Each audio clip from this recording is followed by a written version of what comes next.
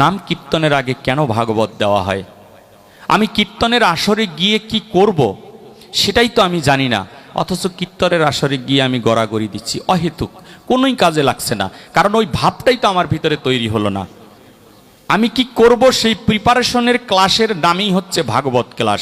আমি ভাগবতে এসে জেনে যাব যে আমাকে আগামীকাল কীর্তনে আমাকে যেতে হবে, কীর্তনে গেলে কি ধরনের প্রিপারেশন নিয়ে আমি কীর্তনে যাব, ওই নামযজ্ঞের আসরে কারা কারা উপস্থিত থাকে, সেই উপস্থিতির মাধ্যমে আমি কি পেতে যাচ্ছি, আমার জন্ম জরা ব্যাধি থেকে আমি উদ্ধার হতে পারছি না। শ্রীমৎ ভাগবতম তাই বললেন, 18,000 শ্লোকের সর্বশেষ শ্লোক আলোচনা করেছেন ভাগবতে আজকে থেকে 5,500 বছর আগে। ভাগবত 5,500 বছর আগে আলোচনা করেছেন। ভাগবত বললেন 18,000 শ্লোকের শেষ শ্লোক, তখন নাম সংকীর্তন ছিল না, তখন হরিনাম ছিল না। 5,500 বছরে হরিনামের প্রবর্তন হয়নি, হরিনামের প্রবর্তন হয়েছে 550 বছর আগে। 5,500 বছর আগে ব্যাসদেব ভাগবতের শেষ শ্লোক আলোচনা করেছেন 18,000 শ্লোকের।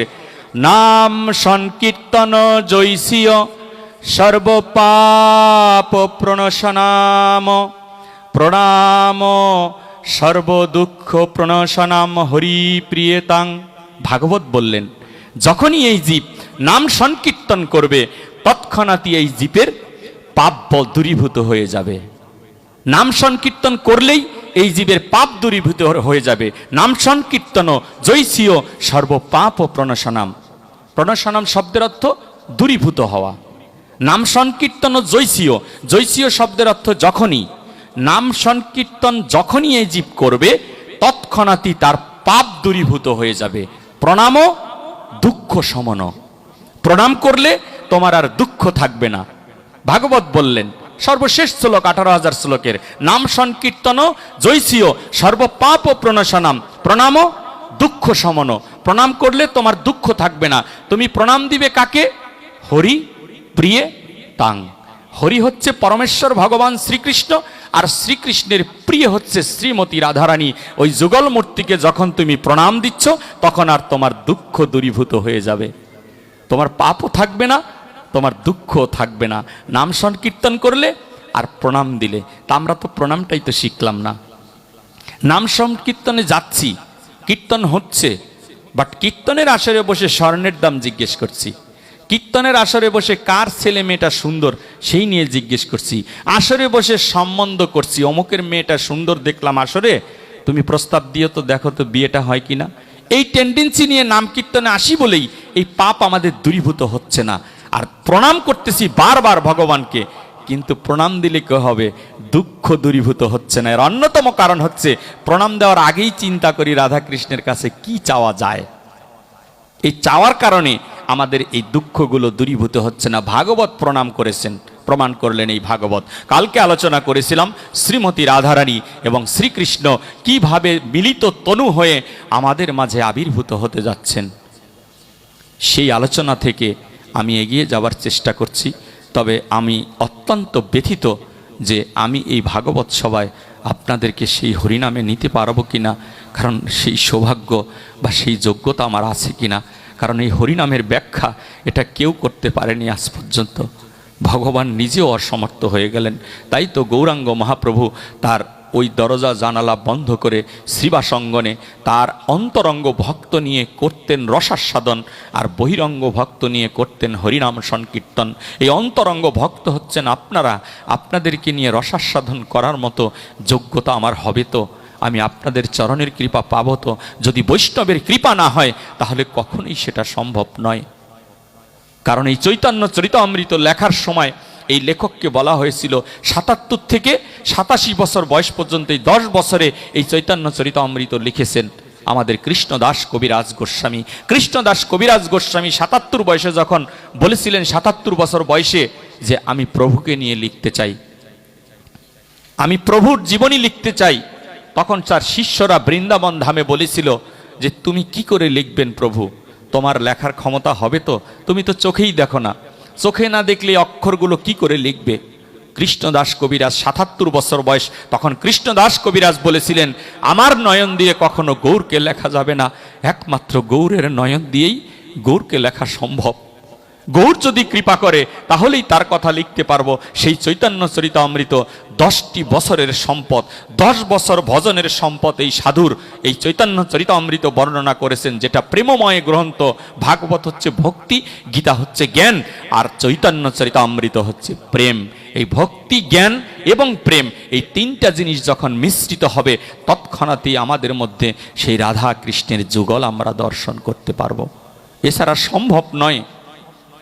আমাদের গ্রন্থ নির্দেশনা দিয়েছে, সেই নির্দেশনাগুলোকে না মেনে আমরা ধ্বংসের পথে এগিয়ে যাচ্ছি। বারবার করে এমনি করে ভাগবত কথাকে, চৈতন্য চরিতামৃতের মতো অমৃত কথাকে আমরা বিক্রি করে দিচ্ছি।